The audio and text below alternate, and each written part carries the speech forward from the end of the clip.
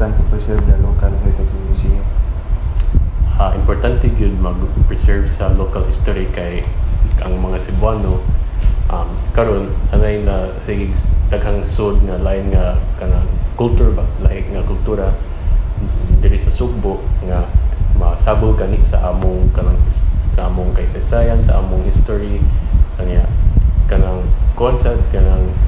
ang uban nasud wa sila kanang ka forget sa ilang history gyud ang uban like sa Vietnam for example kung sila proud na kaya sila sa ilang history ug ang Thailand ug ang Japan sad proud na sila kayo pero ang mga Pinoy murag kami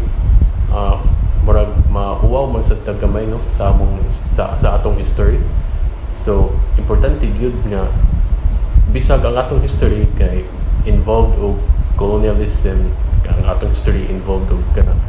nasod ang mga Spanish ug ang mga Chinese diri ug ang Amerikano mga Japanese pero kami man sad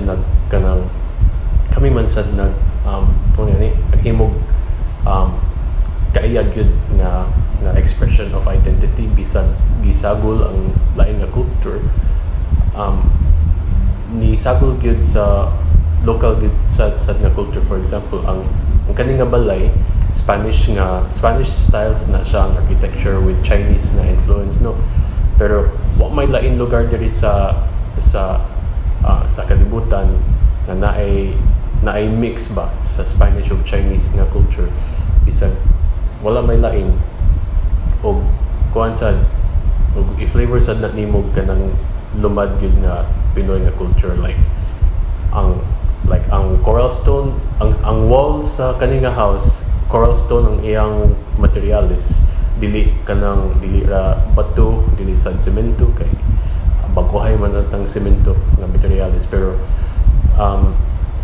kanang ang coral stone gyud kay makikita ra na nimo sa mga lugar nga naay kuan ba nga mga init mga tropika ba mga tropiko so gigamit nila ang coral stone para sa wall sa kani nga balay niya ang properties ana or ang properties sa ana kay baka insulate sad na sa init kani kay aron kay may aircon sa una so pabugnaw sad nila ang balay through the materials they use so coral stone makikita ra sad na nimo sa kuan sa murag dili sa Pinas so unique gyud ang among culture bisag kuan so di gyud ta unta mag-uwaw sa atong kultura so importante gyud mag-preserve ang local heritage. Thank you. Sige. Thank you.